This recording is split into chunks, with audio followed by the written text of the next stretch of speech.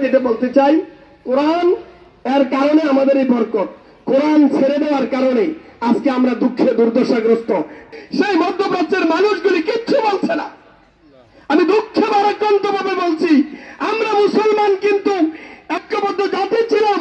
সত্যিকার অর্থে এই কোরআনের সমাজ যদি আমাদের চালু থাকতো, কোরআন যদি আমার এই হৃদয়ে যদি চিনা থাকতো, কোরআন যদি আমি ধারণ করতাম, কোরআন যদি ব্যক্তি পরিবার সমাজ গঠন বৈষম্য থাকতো না, মাদক থাকতো না, আমাদের এই সমাজের মধ্যে অনাচার, জুলুম, নির্যাতন, নিপীড়ন কিচ্ছু থাকতো না।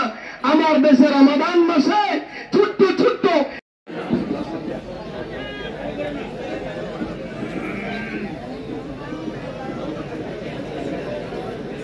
সালাম ডাকে দিয়ে পিছন দিয়া কাতার কিন্তু ভাঙ্গা। আপনার এই পাশে কাতার না, এই পাশে ছোট ছোট কাতার। আমি অনুরোধ করব পিছনের ভাইয়েরা অনুরোধ করব, আমি আপনারা ওইদিকে